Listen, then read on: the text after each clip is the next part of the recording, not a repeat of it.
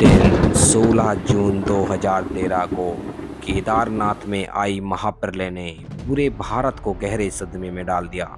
क्योंकि इस महाप्रलय में हजारों लोग सैलाब में बह गए या फिर सैलाब के साथ आए मलबे के नीचे दब गए। और इस महाप्रलय के सैलाब ने देश भर से आए हजारों लोगों को अपने आगोश में ले लिया। केदार घाटी में आई महाप्रलय को आज 10 साल बीत चुके हैं, लेकिन आज भी कुछ लोग अपनों की तलाश में केदारनाथ पहुंचते हैं, जिन लोगों का आज तक भी कुछ पता नहीं चल सका है।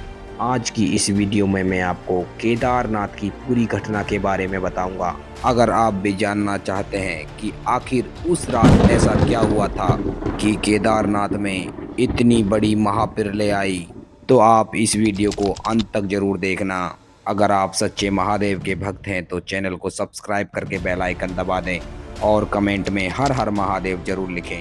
तारीख 14 मई 2013। इस साल भी बाबा केदारनाथ के कपाट प्रत्येक साल के जैसे ही शीतकालीन के बाद बड़े ही धूमधाम के साथ खोले गए।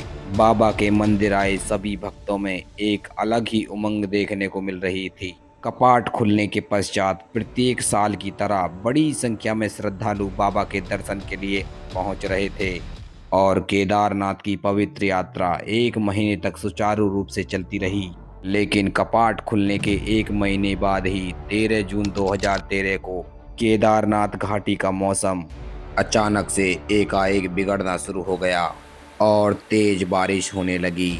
जितने भी श्रद्धालु केदारनाथ धाम की यात्रा कर रहे थे वो जहां तहां रुक गए और बारिश रुकने का इंतजार करने लगे। लेकिन ये बारिश अगले 2 दिन तक ऐसे ही होती रही और केदारनाथ मंदिर के आसपास तथा रास्ते में श्रद्धालु जहां तहां ऐसे ही फंसे रहे। इस भारी बारिश के बीच ही कुछ श्रद्धालु घोड़े पालकी से केदारनाथ धाम पहुंच रहे थे और इस भारी बारिश के बीच हजारों श्रद्धालुओं ने केदारनाथ मंदिर के आसपास शरण ले रखी थी। लेकिन किसी भी श्रद्धालु को ये आभास नहीं था कि केदार घाटी में हो रही ये बारिश एक महाप्रलय की शुरुआत है। और देखते ही देखते 15 जून की शाम से केदार घाटी में हो रही बारिश और भी तेज हो गई और ये बारिश इतनी तेज थी कि ऐसी बारिश वहाँ के लोगों ने आज तक नहीं देखी थी।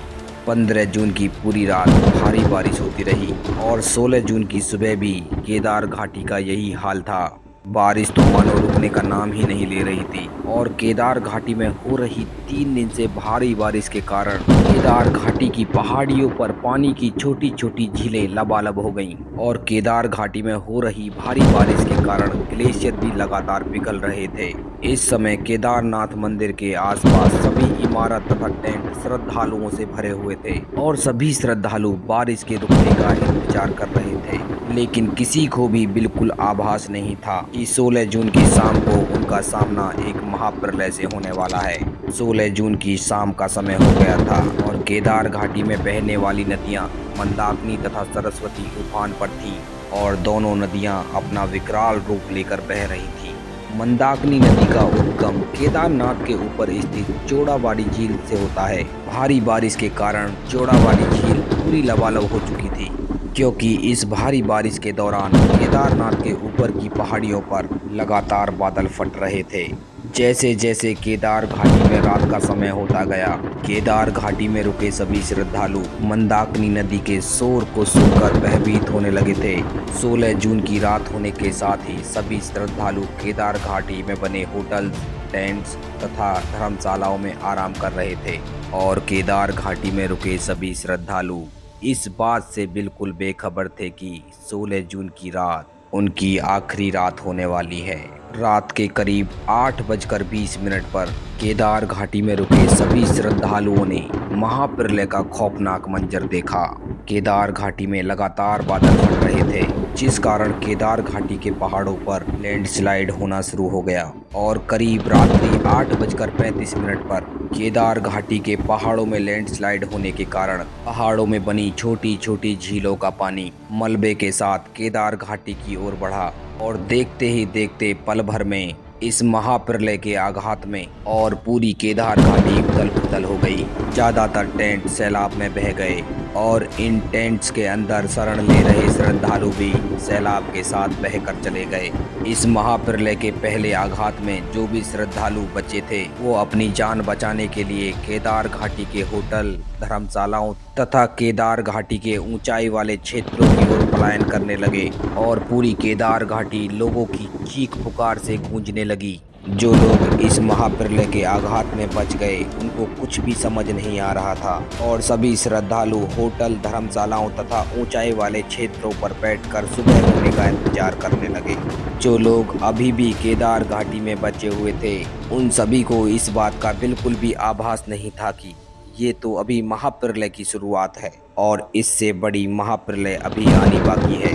पूरी रात केदार घाटी में मलबे के साथ पानी बहता रहा और पूरी रात केदार घाटी में बादल फटते रहे तथा केदार घाटी के पहाड़ों पर लैंडस्लाइड भी हो रही थी। जो लोग केदार घाटी में बचे हुए थे सभी के अंदर दहशत थी और सभी श्रद्धालुओं ने होटल, धर्मशालाओं तथा ऊंचाई वाले पहाड़ों पर बैठकर पूरी रात बिताई और सभी श्रद्धालु किसी महाप्रलय के डर से पूरे सहमे हुए थे। 17 जून 2013 की सुबह केदारनाथ घाटी में पहाड़ी के ऊपर चोराबारी झील में एक धमाका हुआ। ऐसा बताया जाता है कि यह धमाका एक ग्लेशियर का कुछ हिस्सा टूटकर चोराबारी झील में गिरा था उसके कारण हुआ और इस धमाके के साथ ही चोराबारी झील का सारा पानी, मलबा, पत्थर केदार घाटी की ओर बढ़ने लगा तथा कुछ ही समय में इस सैलाब ने केदार घाटी की सभी इमारतों को अपने आगोश में ले लिया और केदार घाटी में ठहरे हजारों लोग या तो सैलाब में बह गए या मलबे के नीचे दब गए। केदारनाथ धाम में आई इस महाप्रलय में 100 मीटर ऊंचा तथा 40 किलोमीटर प्रति घंटे की रफ्तार से सैलाब आगे की ओर बढ़ रहा था। केदारनाथ की इस महाप्रलय में हजारों घरों के चिराग बुझ गए। कुछ लोगों का आज तक भी पता नहीं चल पाया है और इस महाप्रलय के बाद पूरी केदार घाटी खंडहर में तब्दील हो गई थी। इस महाप्रलय के सैलाब में जो भी गांव, सड़क तथा पुल आए सबको अपने साथ बहा कर ले गया।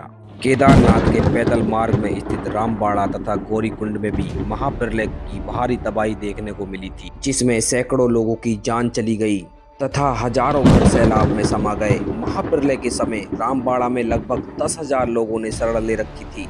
ये सभी लोग सैलाब में बह गए। इस महाप्रलय में अपनी आंखों के सामने अपनों को इस सैलाब में बहते हुए देखा, आंखों के सामने ही इस सैलाब में समा गए। कुछ मिनटों की इस महाप्रलय में हजारों परिवारों की खुशी मातम में बदल गई।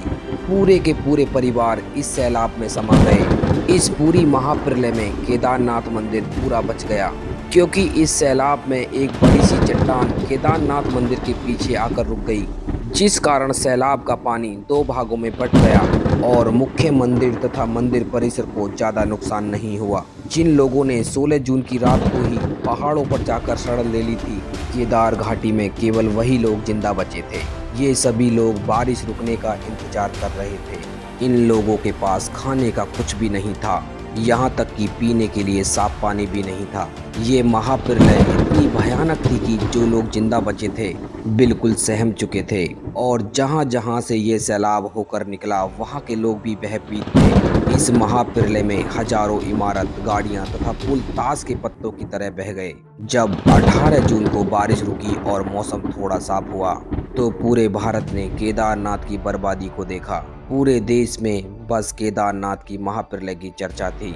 इस महाप्रलय के बाद पूरी केदार घाटी में सैकड़ों शव जगह जगह पड़े हुए थे और जो लोग जिंदा बचे थे वो पहाड़ों के ऊपर किसी मदद का इंतजार कर रहे थे। जो लोग आज तक लापता हैं उनके बारे में कुछ भी पता नहीं चल सका है। उनके परिवार वाले आज भी केदार घाटी में उनको खोजने के लिए पहुंचते हैं। केदार घाटी की इस महाप्रलय के कारण नीचे के क्षेत्रों में भी भयंकर तबाही हुई थी। रुद्रप्रयाग जिले में सैकड़ों होटल तथा गाड़ियां सैलाब में बह गईं और ऋषिकेश में भी गंगा मैया का विकराल रूप देखने को मिला। यहाँ पर ऐसा लग रहा था जैसा मानो गंगा मैया लक्ष्मण झूला को छूने ही वाली हो और परमार्थ निकेतन आश्रम पर स्थित शिव मूर्ति पूरी गंगा में समा गई थी। ऋषिकेश में गंगा मैया सड़कों पर बह रही थी। यह महाप्रलय एक ऐसी घटना थी कि इसको कभी नहीं भुलाया जा सकता। इस महाप्रलय का प्रभाव जोशीमठ तथा गोविंद घाट तक देखने को मिला, जहां पर भारी जान माल का नुकसान हुआ था। इस महाप्रलय के बाद केदार घाटी का संपर्क बिल्कुल कट चुका था। यहाँ पर बिजली, नेटवर्क तथा सभी सर्विस नष्ट हो चुके थे और मौसम साफ होने के पश्चात 18 जून को भारतीय वायुसेना का एक हेलीकॉप्टर केदार घाटी का हवाई सर्वे करने के लिए पहुंचा। वायुसेना ने अपने हवाई सर्वे में जो देखा उस पर यकीन कर पाना मुश्किल था। उन्होंने देखा कि केदार घाटी पूरी तरीके से तबाह हो चुकी थी और रामबाड़ा का भी अस्तित्व नहीं बचा और केदारनाथ जाने का पैदल रास्ता भी पूरी तरीके से नष्ट हो चुका था। केदारनाथ धाम की इस भारी तबाही को देखकर भारत सरकार के होश उड़ गए और सरकार को भी समझ आ गया था कि केदारनाथ की इस महाप्रलय में बहुत बड़ी तबाही हुई है। पहाड़ों में लोग जगह जगह फंसे हुए थे। रास्ता पूरा नष्ट हो जाने के कारण लोग अपनी जान बचाने के लिए पहाड़ों पर ही आगे बढ़ रहे थे। बचे हुए लोगों की हालत देखकर पता चल रहा था कि यह महाप्रलय कितनी भयानक थी। ये सभी लोग 4 दिन से भूखे प्यासे पहाड़ों पर फंसे हुए थे। भारतीय वायुसेना ने सबसे पहले पहाड़ों पर फंसे लोगों को खाना तथा पानी पहुंचाया। इसके पश्चात भारतीय वायुसेना ने 19 जून को फंसे हुए लोगों को बचाने के लिए एक रेस्क्यू ऑपरेशन की शुरुआत की और इस रेस्क्यू ऑपरेशन में भारत की सभी सेनाओं ने भाग लिया। अब भारतीय सेना के सामने पहला लक्ष्य फंसे हुए लोगों को बचाना था और वायुसेना के हेलीकॉप्टरों ने फंसे हुए लोगों को बचाना शुरू कर दिया। इस महाप्रलय में पूरी केदार घाटी नष्ट हो चुकी थी। कुछ किस्मत वाले लोग ही जिंदा बचे थे। भारतीय सेना ने हेलीकॉप्टर से हजारों लोगों को रेस्क्यू करके उनकी जान बचाई। ये सभी लोग बहुत ही ज्यादा भयभीत तथा सहमे हुए थे, क्योंकि इन जिंदा बचे हुए ज्यादातर लोगों ने अपने जिगर के टुकड़ों को इस सैलाब में बहते तथा समाते हुए देखा था। सरकारी आंकड़ों के अनुसार इस महाप्रलय में 7 से 8 हजार लोगों की जान चली गई, लेकिन वास्तव में जान गंवाने वाले लोगों का आंकड़ा कई गुना अधिक था। जो लोग सैलाब में बह गए या मलबे में दब गए, आज भी वो लोग लापता हैं। केदारनाथ में आई महाप्रलय के कुछ समय बाद केदारनाथ घाटी के पहाड़ों से मानव कंकाल मिलते थे। इसी बात से आप अंदाजा लगा सकते हैं कि महाप्रलय कितनी भयानक थी। केदारनाथ में आई इस महाप्रलय को 10 साल पूरे हो चुके हैं। अभी केदारनाथ धाम को पूरी तरह से बसाया जा रहा है। केदारनाथ में आई महाप्रलय से जितना जान माल का नुकसान हुआ उसकी भरपाई कर पाना बहुत मुश्किल है। अभी केदारनाथ धाम का निर्माण अनेक सुरक्षा मानकों का ध्यान रखते हुए किया जा रहा है, ताकि केदारनाथ में आने वाली इसी प्रकार की महाप्रलय से बचा जा सके। हर हर महादेव दोस्तों, भोलेनाथ सबकी रक्षा करें। चैनल पर नए हो तो चैनल को सब्सक्राइब करके बेल आइकन दबा दें।